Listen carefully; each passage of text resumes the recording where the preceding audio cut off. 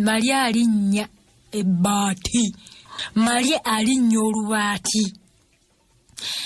Maria nga nasitula akawungeezi abantu ku makya g'olunaku olwo baakuŋŋaanira mu maka ga Maria okumusiibula. Yali wa kusitula ku ssaawa emu ey'ekiro ey'akawungeezi ku lunaku olwo. Mu bantu abaakuŋŋaanira ewuwe bamuwerekerako okugenda Entebbe ku kisaawe ky'ennyonyi ne bakulu Sam, Masaaba ne Magumba mwe baali. Baategekayo akajjulo akatonotono era n'ebyokunywa. Bwe baamala okubiwaawaanya olwo emmotoka zonna ne ziryoka zoolekera Kampala. Bwe batuuka mu Kampala baamuyita Buyisi. Baayita Buyisi baabo kumwasanjala agenda Entebbe.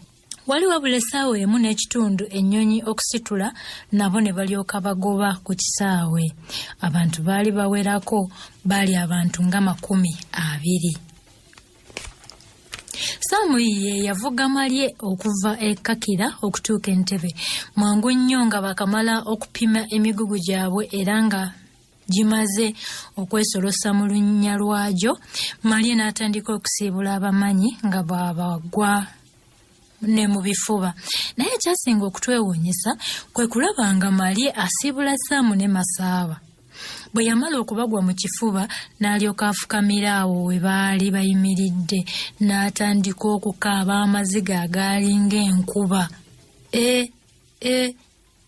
Kyeyava ajjayo akatambaala mu ngalo n'asangula amaziga naye nga gonna galinga agava mu nsulo. Bwe yamala okuweeramu katono kyeyava asituka nga gwe bookezzaako omuliro n'alyoka atambula ate nga bwaddukaddukamu nga Walugabi awatali kwogera kigambo kyonna kirala, ne yeekuba ekisenga abalamazi mwe bava.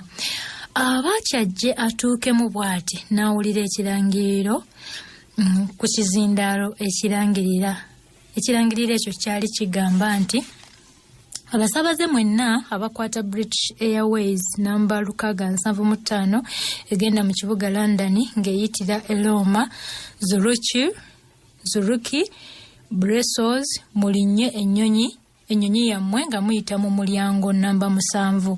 Ekirangiriro ekyo baakiddamu emirundi 2.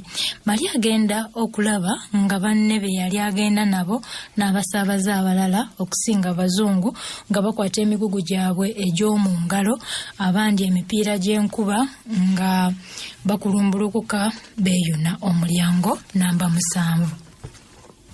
Amangu ennyo beevumba ogunyonyi gwabwe lugogoma era mu ddakiika ntono nnyo ogunyonyi ne gwejjawo. Musajja wattu Maria eyali talinnyangako ku nnyonyi era yali tasuubiranga nti aligirinya, yalinga ali mu bwakabaka obw'omu ggulu. Mwana wange togeraageranya bwakabaka bwa mu ggulu. Amaaso gaffe bye gatalabangako n'amatu gaffe bye gatawulirangako. Bwakabaka bw'omu ggulu ate buveeko naawe, tebugeraageranyizika. Amaaso go bye gatawulirangako oba bye biki ebyo. Awo n'alowooza nti nzaani nange obwamalie bwange eyali omwavulunkupe enfuuzi eyali tafunye kakisa konna okusomako mu bibiina ebya pulayimale ebisooka, kakati alinnya ennyonyi okugenda okusomera mu Bungereza. Katonda mukulu. Munnange ennyonyi yatindigira ddala emisinde egyakafuumula mpawu era mu ssaawa mbale baali batuuse mu kibuga Cairo ekya Misiri. Awo baawummulawo katono ate ne bagiddamu ne lukoya buto. Batindigira ddala nno kannagguluba baabo batuuse mu nnyanja eyitibwa eya wakati eya Bulabulaya ne Africa oluvannyuma lw'essaawa ezaawerera ddala ne balyoka batuuka mu gubuga Nabbamba gwe bayita Roma mu nsi gye bayita Italy. Era wano baawummulawo katono ku kisaawe ate ogunyonyi gwabwe ne gutandika okuseeyegguka buto okugenda e Zurich mu Switzerland. Awo we baava okugenda e Brussels mu Bubirigi. Wano baawummulawoko ebbanga eryawerako okutuusa ate lwe baagiddamu buto ne balekera ekibuga London ekya Bungereza.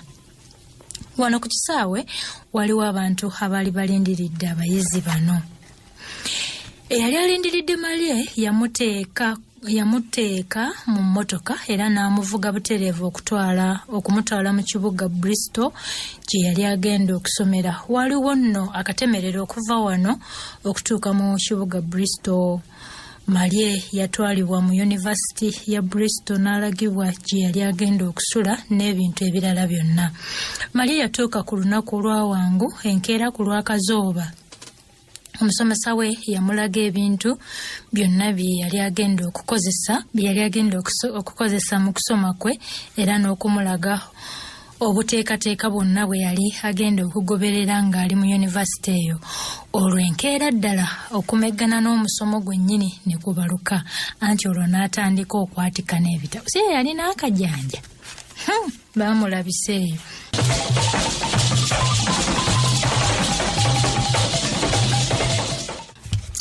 Munnange olusoma olusooka Marie yakolera ddala bulungi era n'abasomesa be ne bamusiima nnyo.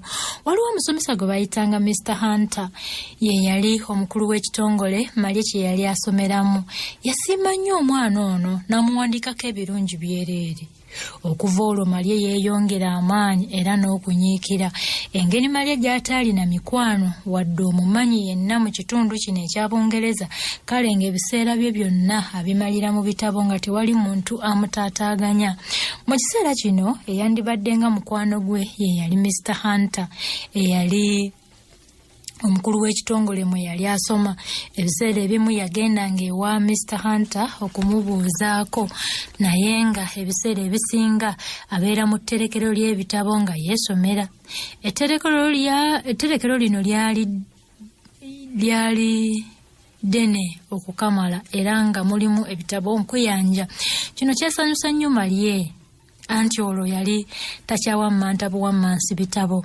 Mu kiseera kino Marie yali atandise okufuna emikwano emitonotono mu bavubuka abaasomanga mu yunivasite eyo, anti omanyi emikwano gye gyalinga gyakweronda nnyo.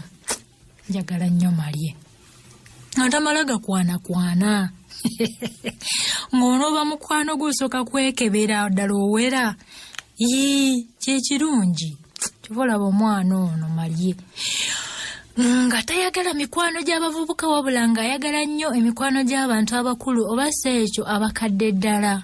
Marie ng'atebenkedde Bungereza omusomo yagukwatira ddala kannabwala awatali kuguzannyisa, kubanga ku nkomerero y'olusoma olwokubiri yakolera ddala bulungi era okugenda okukakkana ng'abayizi bonna abaali ku koosi eyo abeetisse. Oyo ye Marie. Wano abazungu ne bamugirako enkofiira. Okuva olwo Marie teyadda mabega wabula okugenda obugenzi mu maaso nga bugolo. Ebiseera yunivasite we yaggalirawo okugenda okuwummula nga ye Marie asigala ku musomo nga talina banne bagenda nabo nga tali nga banne abagenda okukyalira ebifo ebitali bimu mu Bungereza n'okugenda okulya obulamu mu bifo eby'enjawulo n'abawala. Ye yasigalanga mu kusoma n'okugenda mu materekero g'ebitabo ag'enjawulo mu Bungereza. Ebiseera ebimu yagendako ew'omusomesa we Mr. John Hunter n'amukyalira kubanga yali afunidde ddala omukwano ogwa nnamaddala naye. Munnange mu biseera ebimu mu kuwummula okwalinga okuwanvu naddala mu biseera bya Ssekukkulu, Hunter yayita Marie balyeko bonna Ssekukkulu n'ab'enjuye. Oluusi okumuwerekerako mu London ng'alina by'agenda okukolayo. Okumanya nti Hunter ne Marie omukwano gwagala kubasaza mu kabo, lumu Hunter yasaba Marie amuwerekereko ewaabwe gye baali bamuzaala mu kibuga kye bayita Dover ekiri mu bugwanjuba bw'ekibuga London. Olugendo okuva e Bristol okutuuka e Dover lwali luwerera ddala. Ekibuga kino wadde kyali kitono nga toyinza kukigeraageranya na gabuga agalala galuva okwaya ga London, naye Maria munange kyamusanyusa okukamala anti kyali kibuganga ate mwalo. Naye kizinga kizibu okuvaamu ng'ate mwalo ogwali ku kagolomolo akawungula akawula Bungereza ne Bufalansa. Okuva ku mwalo ogwa Dover okutuuka e Calais ekibuga ekirala ekiri mu Bufalansa, era ku kagolomolo ako waliwo mayiro 25 kale wali kumpi nnyo. Obulamu bwa Maria nga bwe bwali bwagala ennyo embalama z'ennyanja, ekintu kino kyamusanyusa nnyo okutwalira ewala, era yeegomba nnyo abantu abaagendangayo buli kiseera. Eyo baamalayo ennaku nga 7 ate ne baddayo e Bristol kubanga olusoma lwali lubulako mbale okutandika. Munnange Maria yeeyongera okukwazza omusomo era ng'agutwalira ddala bulungi. Emyaka nno girwa. Okugenda okwejjuukiriza nga Maria ali mu bibuuzo bye ebimalako omwaka gwe ogusembayo. Ebigezo yabyetegekera bulungi era n'atwala n'amagezi agaamuweebwa omusomesa we John Hunter. Maria bwe yali mu musomo, abantu babiri bokka be yawandiikira ku bbaluwa, Mwami Ntwatwa n'omukulu Masaaba. Ku mulundi guno bwe yali agenda okukola ebibuuzo ebyakamalirizo, yabawandiikira n'abategeeza bamwagaliza emikisa era n'okukomawo mu nsi y'aboobwe n'obuwanguzi. Saamu n'amujjukiza ne Kali ke yamugamba ng'agenda okutuula ebibuuzo bye ebyasooka nti bwe weewanga okukola ekintu tokivangako okujjako ng'omaze kukiwangula. Akantu kano Maria kamwongeramu nnyo amaanyi. Munda ye n'agamba nti Mukama wange Saamu eyandaga okwagala okubala ebitabo, koosi eno bw'erinnema oba bwe ndigigwa aliwulira atya? Bwe yavaawo n'alowooza ku bakulu ba kampuni ne mwononeddeko ensimbi obufukunya, n'amala addanga ayanjala ngalo. Ate ebiseera ebimu n'alowooza ku mukulu bangamba yani Marby, bangamba gite bajogera Marby eyamulinamu essuubi n'obwesigwa eby'ekitalo. Awo n'awulira ng'ayagala asome oba omutwe gwabike.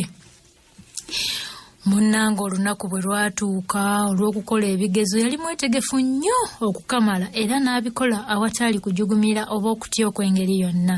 Yabikola kumpi ezzooba ddamba. Ng'amaze okubikola yafunayo ekiseera ekirungi ekyokulambula Bungereza mu bibuga eby'enjawulo. Ebimu yagendanga yekka ate ebirala yabirambulanga ne Profesa we Mwami John Hunter. Yatuuka mu bibuga nga Birmingham, Portsmouth, Brighton, Swindon, Cardiff, Liverpool, Leeds, Glasgow n'ebibuga ebirala bingi mu Scotland. Ebyo nno bwe muwulira ku gundi mu mizannyo n'abasambi b'emipiira, Maria yatuukirayo ddala. N'ebibuga ebirala bingi ebiri mu Scotland era yantegeeza nti yasanyukira nnyo ensi ya Scotland. Bwe yakomawo mu Bristol ebibuuzo bye byali bikomyewo. Maria omusomo yali agukubidde ddala waggulu nnyo era nga yayitira mu ddaala erisooka. Oyo ye Maria. Kankubuulire ggwe ebyennyanja ebyo. Ffe tuli ebyennyanja naye ebyennyanja biba abaana abalidde ebyennyanja baba n'amagezi. Abaana b'ebizinga baba n'amagezi ggwe. Gwe nno ddaawo osaage. Kino kyennyanja kye yalya mu buto kye kyakola obwongo bwa Maria buno. Nze sikulimba. Olwo n'aba ng'akoonodde diguli esooka mu byenfuna era n'okubala ebitabo. Maria Katonda essanyu limutte. Ekiro ekyo yasindikira omukulu Masaba essimu okubamanyisa ebintu bwe byagenda. Profesa we John Hunter yasanyuka nnyo n'amugamba nti nno senga teyali ndagaano eri gye wali okoze ne kampuni eri mwana wange yakutwala yakuleeta okusoma okufunira wano diguri. Twalinanga omusomesa waffe yalinga Mwami Ojowi yali musomesa waffe, yali musajja munna Kenya. Diguri ng'agiyita digiri. N'okusomesa n'ofuna digiri yo wano Bungereza. Naye nno munnange nalibadde nkufunira omulimu wano. N'okusigalira ddala wano naye olw'endagaano eri gye wakola. Kyali tekisoboka. Maria yasaalirwa nnyo okukamala naye nga baba talina kyakukola. Oyo ye Katonda.